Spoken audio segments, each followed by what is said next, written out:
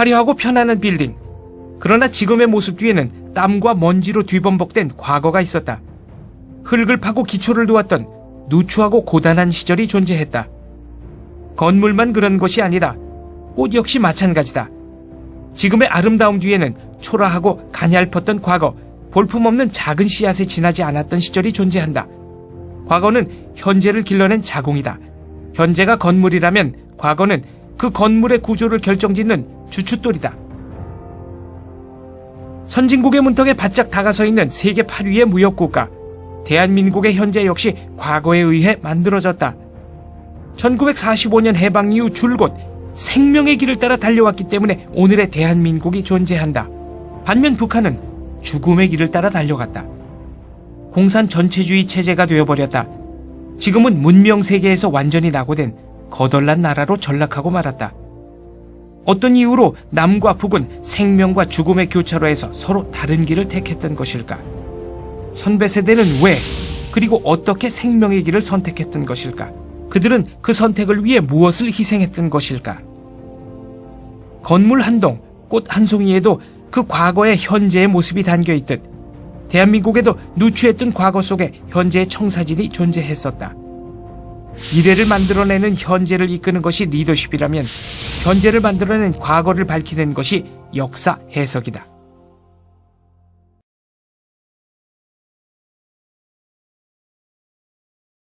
그런데 대한민국은 친일파가 만들었을 뿐 아니라 줄곧 친일파들이 다스려왔다고 주장하는 역사 동영상물이 나왔다. 민족문제연구소가 만든 100년 전쟁이 그것이다. 친일파에 대한 전쟁이 100년 동안 이어져 왔다는 뜻을 가진 100년 전쟁. 제목부터 으스스하다. 100년 전쟁은 대한민국을 친일파의 나라로 그려내기 위해 건국 대통령 이승만부터 공격한다. 뿌리부터 썩었다는 식의 주장이다. 100년 전쟁에 따르면 이승만은 친일파일 뿐 아니라 하와이 갱단 두목이란다. 그들의 주장에는 과연 먼지 한 톨만큼의 진실이라도 존재하는 것일까? 100년 전쟁이 이승만을 친일파로 몰아세우기 위해 사용하고 있는 12가지 근거, 하나하나 지금부터 살펴보기로 하자.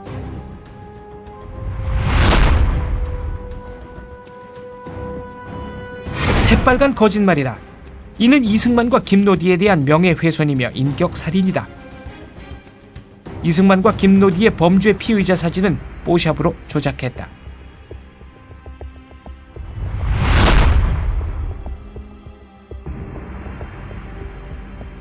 역시 새빨간 거짓말이다.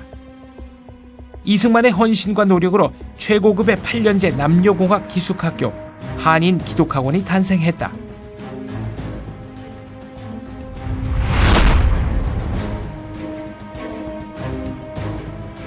새빨간 거짓말이다. 이승만의 박사학위 논문은 프린스턴 대학교 출판부에 의해 상업 출판되었을 뿐 아니라 60년이 지나서도 세계적인 석학이 인용했던 훌륭한 논문이다.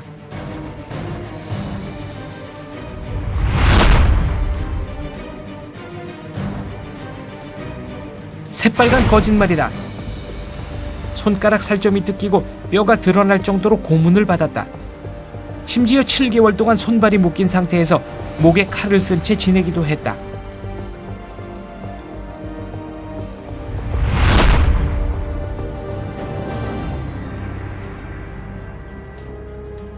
새빨간 거짓말이다.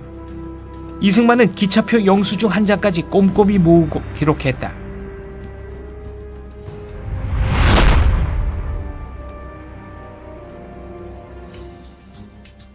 새빨간 거짓말이다. 이승만은 자신이 일본 감옥에 갔었다고 허풍 떨었던 적이 없다.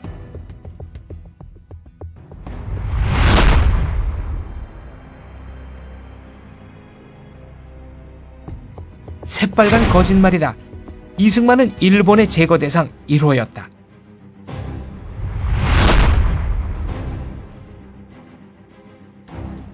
새빨간 거짓말이다. 이승만은 마지막 순간까지 김구와 함께 대한민국을 건국하고자 했다.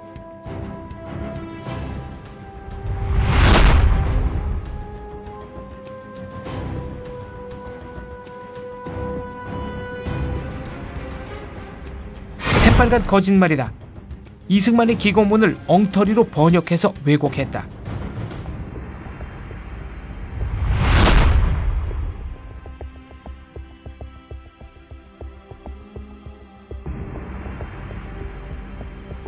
새빨간 거짓말이다. 이승만은 하와이 법정에서 그런 증언을 한 적이 없다.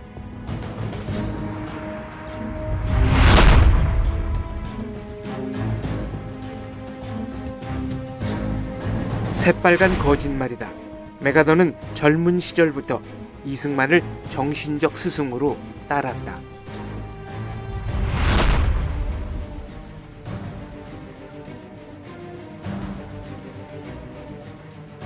지독한 왜곡이다.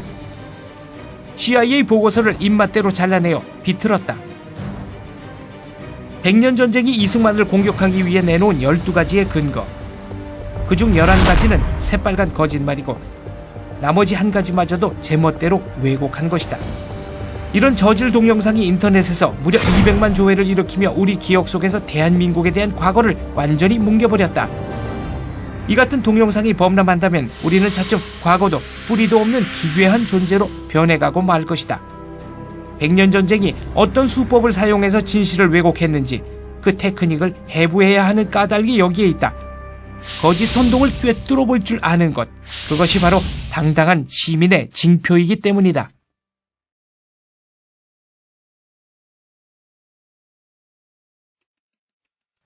잠깐! 백년전쟁! 상영중지! 이것이 원래 이승만의 사진이다. 백년전쟁은 1930년 하와이에서 찍은 단체 사진에서 이승만을 오려내 범죄자 사진으로 뽀샵했다. 스톱! 백년전쟁! 상영중지! 이것이 원래 김노디의 사진이다. 백년전쟁은 1920년 3월 워싱턴에서 찍은 단체 사진에서 김노디를 오려내 역시 범죄자 사진으로 뽀샵했다.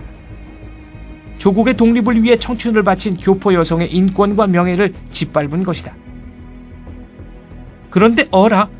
왜 이승만 사진은 1930년 것을 쓰고 김노디 사진은 1920년 것을 썼을까?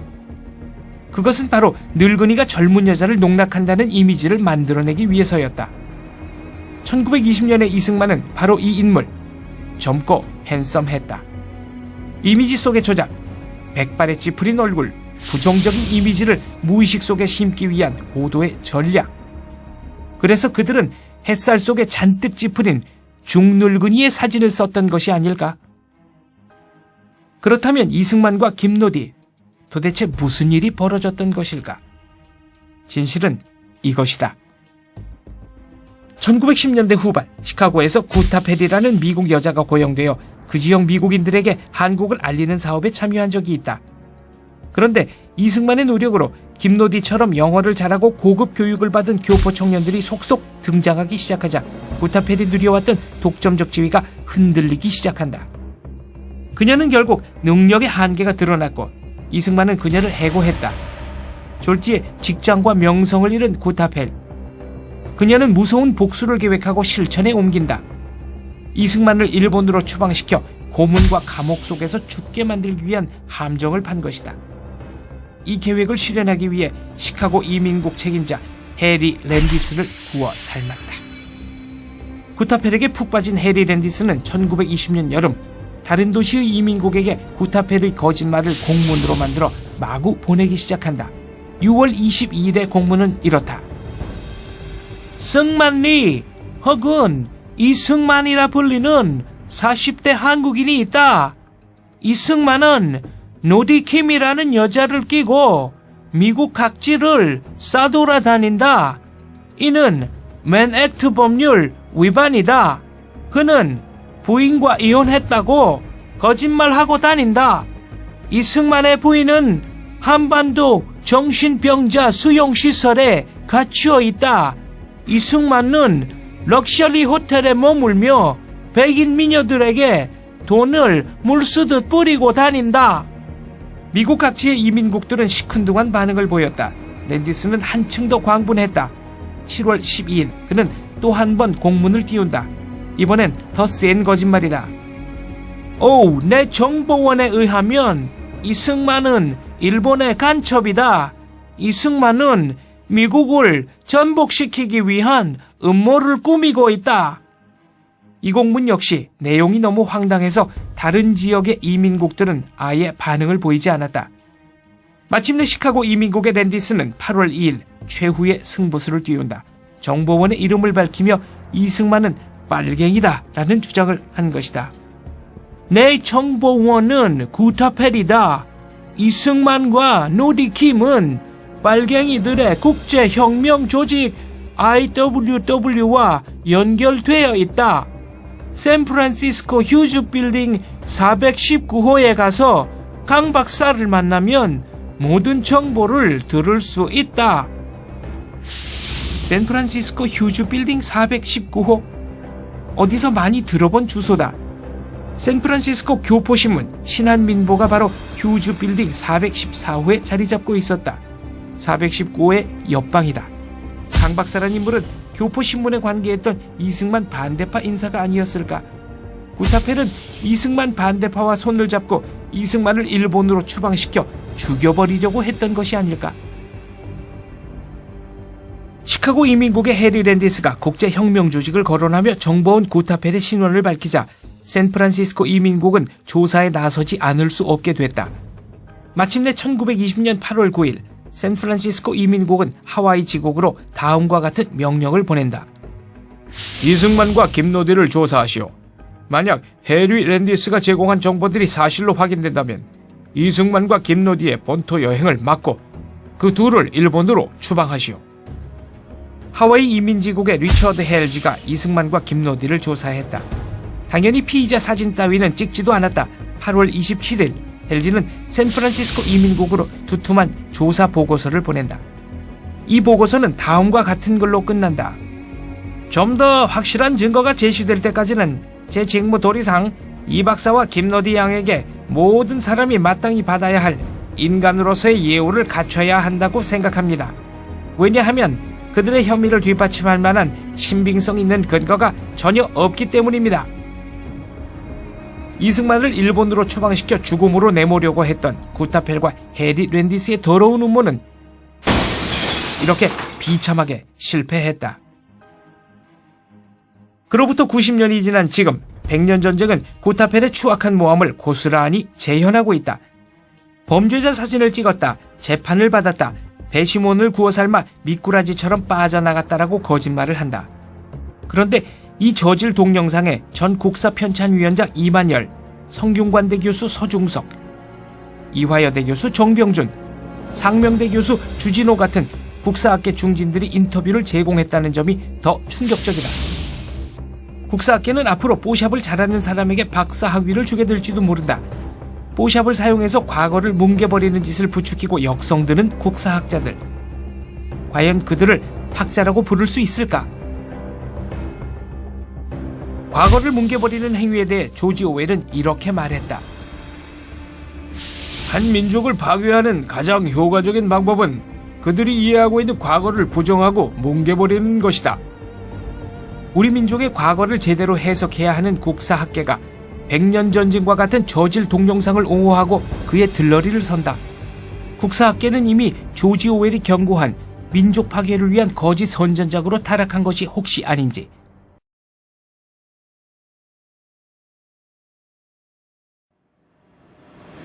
잠깐!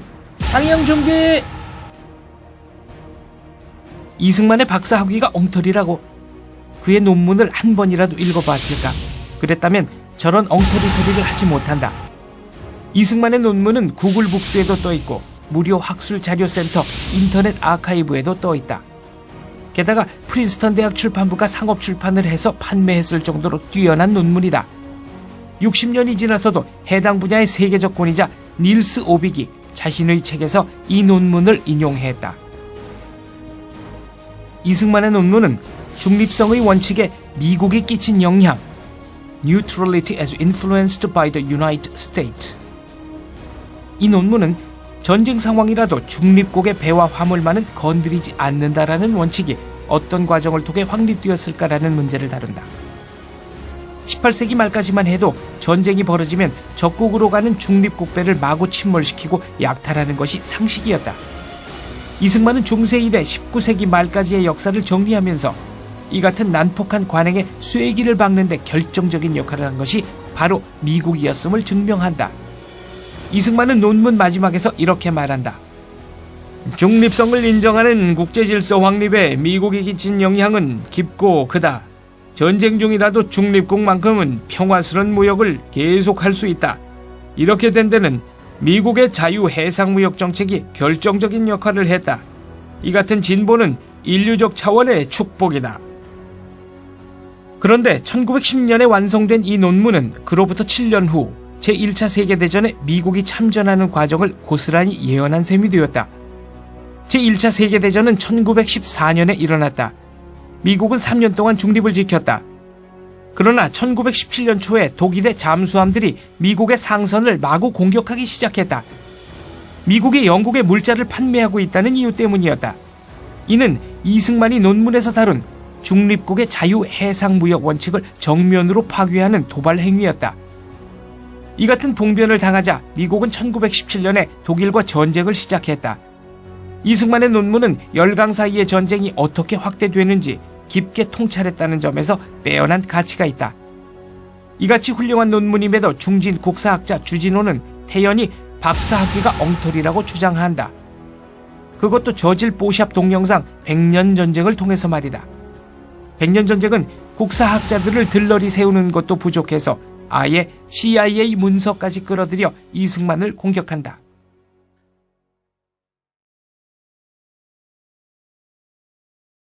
잠깐! 상영 중지! 스톱!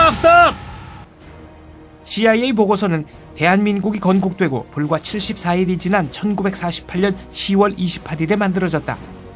당시 대한민국은 살아남을 수 있느냐 없느냐의 양갈래길에 놓인 바람 앞에 등불 같은 신세였다. 대한민국이 살아남을 가능성이라는 보고서 제목도 살벌하다. 이승만에 대한 분석은 이 보고서에 붙어있는 3쪽짜리 첨부 문서에 지나지 않는다. 이 보고서는 이런 결론을 내놓는다. 극동아시아에 대한 소련의 전략 목표는 38선 이북에 국한되지 않는다는 것이 명백해졌다. 소련은 한반도 전체를 장악하기 위해 갖가지 수단을 사용할 것이 확실하다. 이 같은 상황에서는 미국이 군사적, 경제적, 기술적 지원을 대규모로 무한정 퍼붓지 않는다면 대한민국의 생존을 보장할 수 없다. 1948년 10월이 어떤 세월인가? 스탈린의 무제한 지원을 받은 모택동군이 만주에서 국민당군에게 압승을 거두고 남쪽을 향해 파죽지세로 쳐내려가던 때였다. 바로 이런 상황에서 CIA 보고서는 이렇게 냉소를 날리는 것이다. 한반도라는 이름을 들어보기나 했어. 중국에 붙어있는 쥐방울만한 곳이야. 여기 남쪽에 대한민국이라는 눈꼬만한 나라가 방금 만들어졌어. 그런데 소련은 한반도 전체를 먹고 싶어해. 대한민국을 유지시키려면 우리 미국이 무한정, 무제한으로 끝없이 퍼부어야 돼. 그런데 그럴 각오가 돼 있어? 없으면 얼른 한반도에서 발을 빼는 게 좋아. 대한민국이 생긴 지 불과 74일째 되는 날, CIA는 왜 이런 재수없는 보고서를 만들었을까? 그때 CIA는 1년밖에 안 된 젖먹이 조직이었다. CIA가 제대로 기능하기 시작한 것은 1953년부터다. 그렇다면 1948년 10월에 만들어진 이 보고서에는 누구의 목소리가 담겨져 있던 것일까? 미 국무성의 목소리다.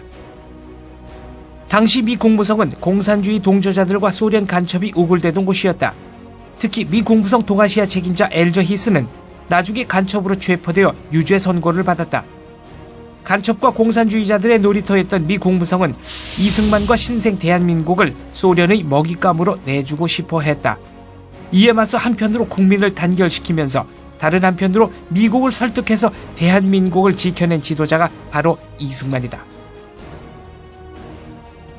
미국 국무성의 용공 노선에 절대 복종하던 CIA가 얼마나 엉터리 조직이었는지는 6.25 전쟁이 일어나기 불과 5개월 전에 작성된 보고서를 보면 알 수 있다.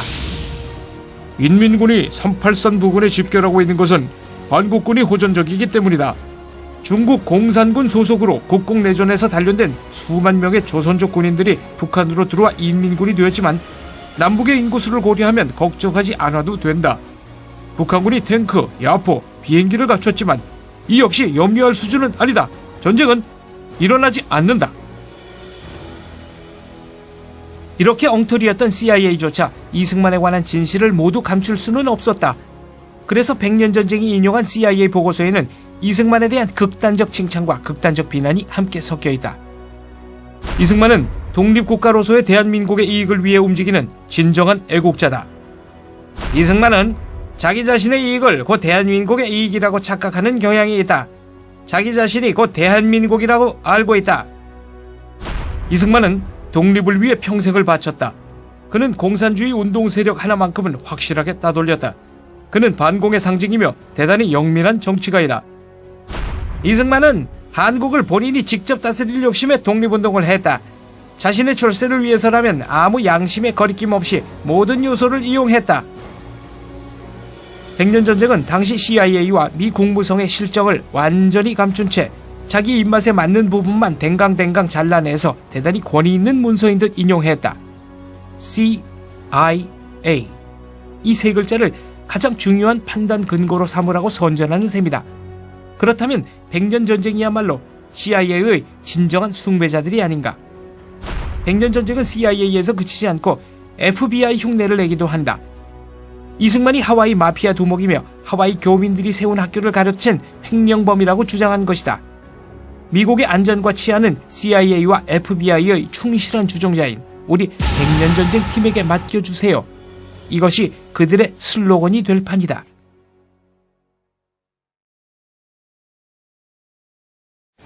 잠깐! 상영 중지! 그만! 하와이 교포들이 자녀 교육을 위해 세운 학교를 이승만이 가로챘다고? 황당한 거짓말이다. 하와이 교민 조직인 국민회는 학교를 세운 적이 없다. 여학교를 짓기 위해 땅을 샀다가 이승만이 1915년에 세운 한인여학원에 그 땅을 기증했다. 한인여학원은 1918년에 남녀공학기숙학교로 발전했다. 이것이 한인기독학원이다. 또한 국민회는 남학생 기숙사를 짓기 위해 기금을 모았다가 한인기독학원에 그 돈을 기증했다. 한인기독학원은 1923년에 4만 5천 평 부지에 최첨단 시설을 갖춘 기숙사립학교로 발돋움한다. 이승만은 독립운동가일 뿐 아니라 교육운동가였다. 바로 그가 여자는 집에서 소뚜껑이나 운전하면 된다 라는 교민들의 사고방식을 180도 바꿔낸 장본인이다. 교포의 딸들에게 개방적 민족교육을 시키겠다는 것이 그가 학교를 세우게 된 직접적 계기였다. 이승만은 1913년 2월에 하와이로 왔다. 처음에는 감리교회에 부속된 한인중앙학교 교장을 맡았다.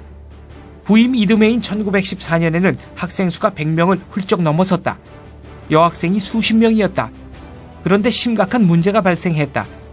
감리교회 측이 여학생에게는 민족교육을 시키지 말고 일반 미국인 학교에 보내야 한다고 제동을 걸었던 것이다. 교회 정책에 복종할 것인가, 아니면 교회로부터 독립된 학교를 만들어 그 여학생에게 진취적인 민족교육을 시킬 것인가. 그 갈림길에 이승만의 고민이 있었다. 1914년 이승만 개인이 모금한 돈으로 여학생을 위한 사설 기숙사를 지었다. 여학생들은 공부는 교회 부속 학교에서 하고 생활은 이승만의 사설 기숙사에서 할 수 있게 됐다.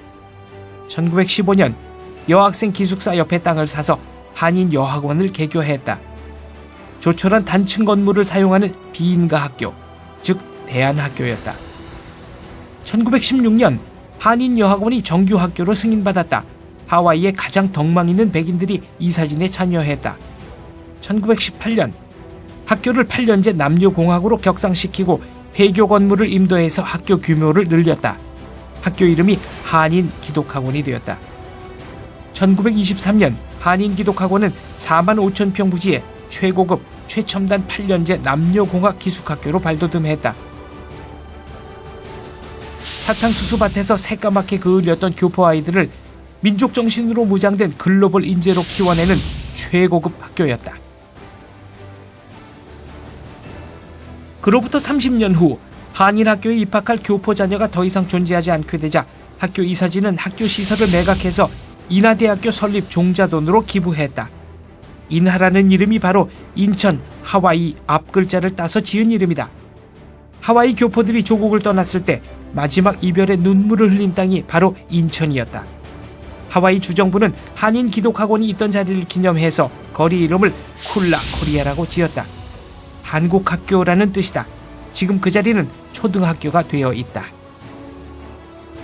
여기서 잠시 이승만이 졸업생들을 어느 대학으로 많이 보냈는지 살펴보자. 오하이오에 있는 오벌린 대학이다. 이 대학은 진취적인 기풍으로 유명하다. 1835년에 미국 최초로 인종차별을 넘어 흑인 남학생이 입학했고 1837년에 미국 최초로 남녀차별을 넘어 여학생이 입학했다. 이승만이 제자들을 이 학교에 보내기 시작했던 1910년대 하반기는 미국 여성들에게 아직 투표권조차 없던 시절이었다. 대부분의 백인 여성들조차 간신히 초등학교만 마치던 시대다.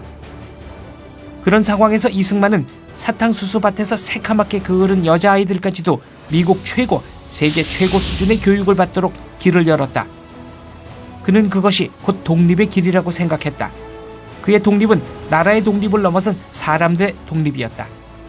세계화된 현대 문명 속에 우뚝 선 개인들로 이루어진 공동체. 바로 이것이 이승만이 꿈꾸었던 독립국가 대한민국이었다.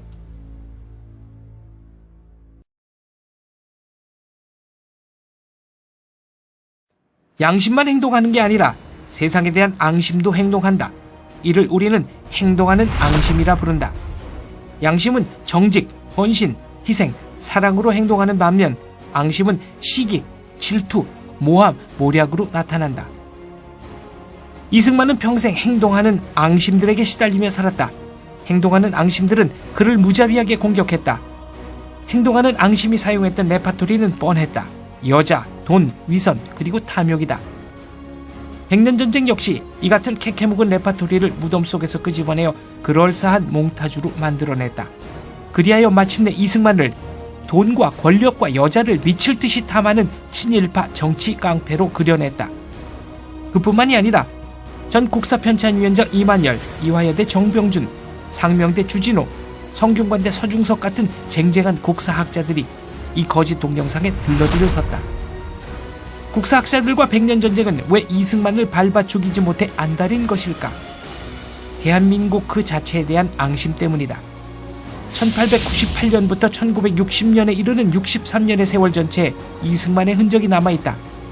대한민국을 헐뜯기 위해서는 반드시 먼저 이승만을 제거해야 한다. 살아생전 이승만은 대한제국, 일본, 그리고 공산 전체주의자들에 의해 제거 대상 1호로 꼽혔었다. 숨진 지 반세기가 지난 지금 이승만은 대한민국에 대해 앙심을 품고 있는 세력에 의해 여전히 제거 대상 1호로 꼽히고 있는 것이다. 63년의 세월 동안 도대체 무슨 일을 했길래 이토록 적이 많은 것일까?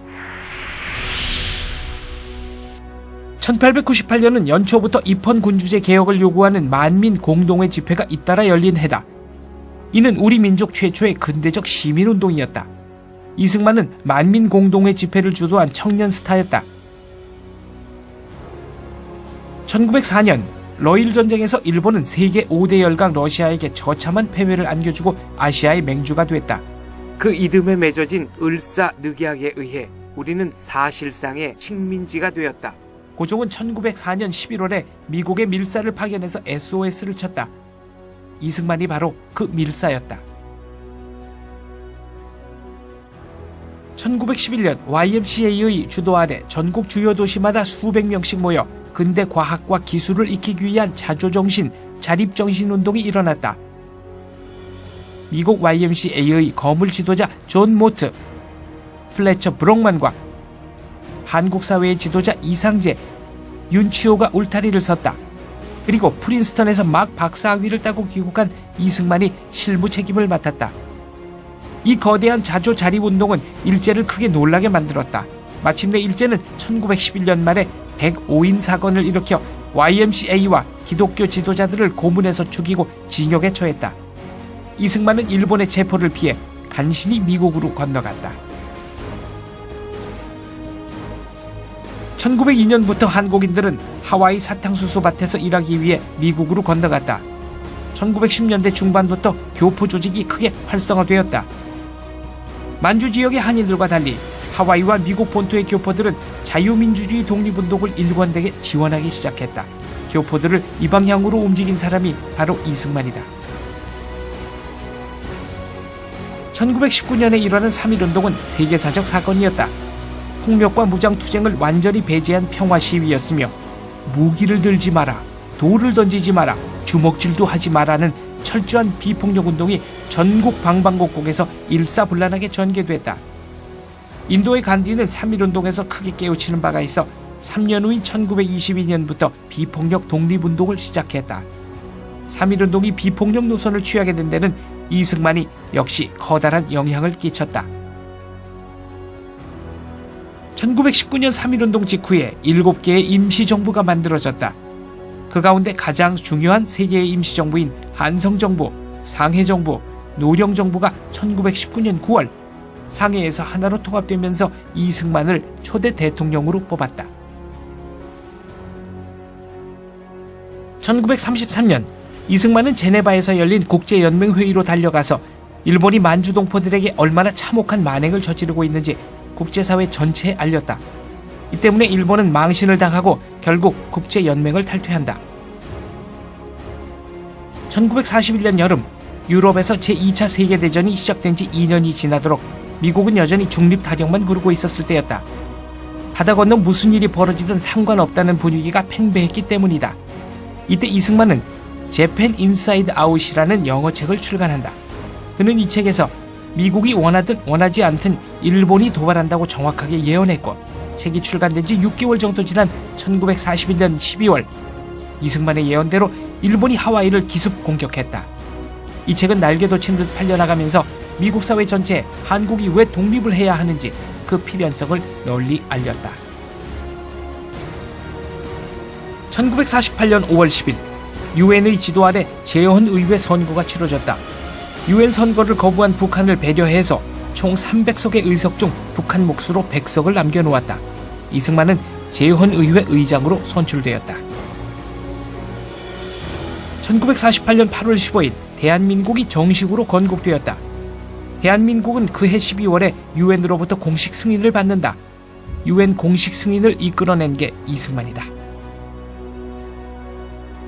1950년 봄 대한민국은 농지개혁을 전격적으로 실행한다. 생산량의 50% 안팎을 소작료로 바쳐왔던 농민들은 이제 30%씩 5년만 내면 자기 소유의 논, 밭을 가질 수 있게 되었다. 이는 전 세계에서 가장 진취적인 농지개혁으로 손꼽힌다. 이승만이 이 농지개혁을 설계하고 주도한 사람이다. 1950년 6.25 전쟁이 터졌다. 소련의 스탈린과 중국의 모택동은 김일성에게 무제한의 지원을 제공했고 대한민국에서만 80만 명이 죽거나 실종되었던 끔찍한 전쟁이 벌어졌다. 이승만과 메가더가 이 참혹한 전쟁을 승리로 이끈 주인공들이다. 1953년 미국은 빨리 전쟁을 끝내고 한반도로부터 발을 빼고 싶어 했다.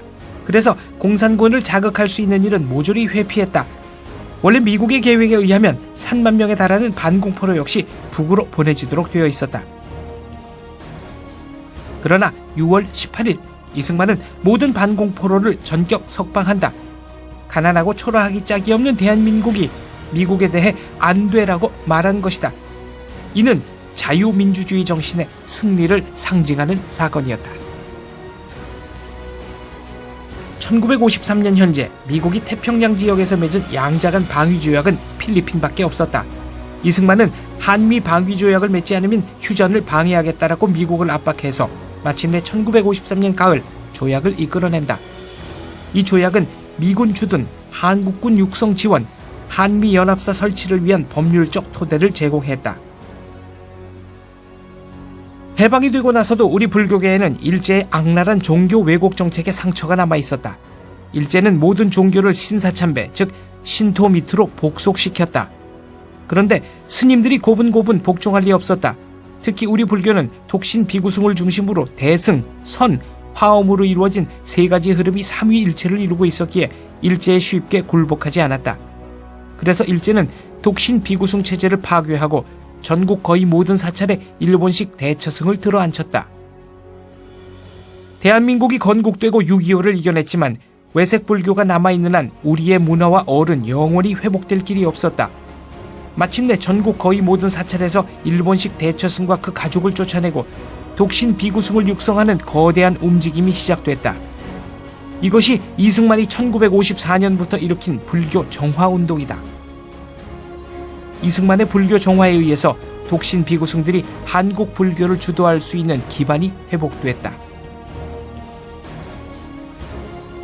1960년 4월 19일 대통령 선거가 아닌 부통령 선거에 관한 부정선거에 항의하는 시위가 크게 일어났다. 약 200여 명의 학생들이 숨졌다.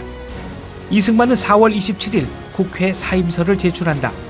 이승만을 하야시킨 4.19는 바로 그 이승만이 1898년 이후 줄기차게 주장해온 자유민주주의가 이 땅에 뿌리박기 시작했음을 알리는 신호탄이었다. 이렇듯 이승만은 1898년 만민공동회에서 1960년 4.19까지 63년 동안 이어진 격동의 세월, 그 한가운데에 존재하는 인물이다. 영국식 입헌군주제 자유민주주의를 요구하는 만민공동회의 지도자로 시작했던 이승만의 일생이 부정선거의 책임을 묻는 4.19로 마감되었다는 사실은 의미심장하다. 하야하기 직전 부상당한 학생들을 병원으로 방문해서 그 손을 붙잡고 나지막하게 속삭였다는 말이 있다. 장하다. 장하다. 이 말 속에는 63년 세월이 모두 녹아 있었던 것이 아닐까. 학생들의 모습에서 자신이 그토록 원했던 당당한 시민들로 이루어진 독립 대한민국의 싹을 그는 보았던 것이 아닐까.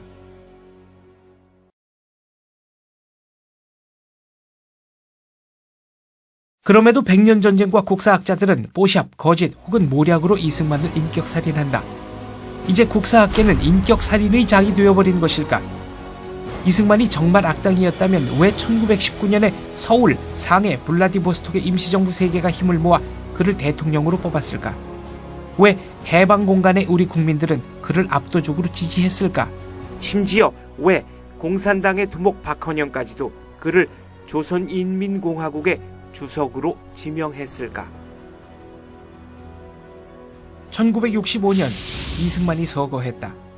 그의 장례식은 가족장으로 열렸다. 그럼에도 불구하고 서울 시민 전체의 절반가량 되는 인파가 거리로 나와 이승만을 애도했다. 비록 야당의 반대를 의식해서 이승만의 귀국을 막았던 박정희였지만 그가 쓴 조사는 의미심장하다.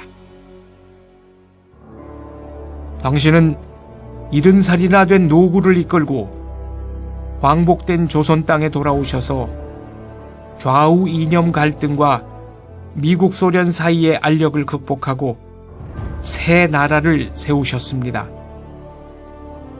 당신이 이루신 무수한 업적 중에는 대한민국의 주권과 국격을 전 세계에 알린 쾌거 중의 쾌거로서 독도를 포함하는 해양 평화선을 선포하고 반공포로를 석방한 일도 포함되어 있습니다.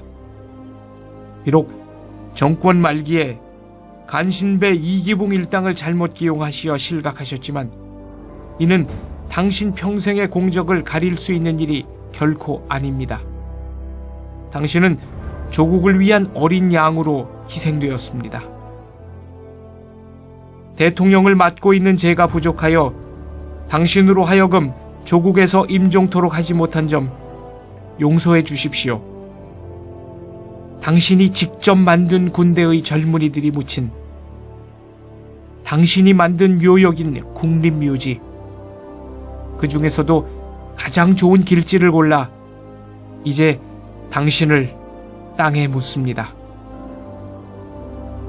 공산 침략을 무찌르다 숨진 국군 장병들의 혼령을 거느린 막강한 호국신이 되어 이 땅을 지켜주소서. 이승만에 대한 인격살인은 필연적으로 실패할 수밖에 없다. 63년에 걸친 거대한 발자취가 곳곳에 남아있기 때문이다. 그 중에서도 대한민국의 자유민주주의와 북한의 극악한 전체주의 사이의 극심한 차이, 이것이 바로 이승만의 업적에서 비롯된 결과다. 이승만, 그는 이 땅에 자유민주주의 체제가 들어설 수 있도록 일생을 헌신한 거대한 역사의 주춧돌이었다.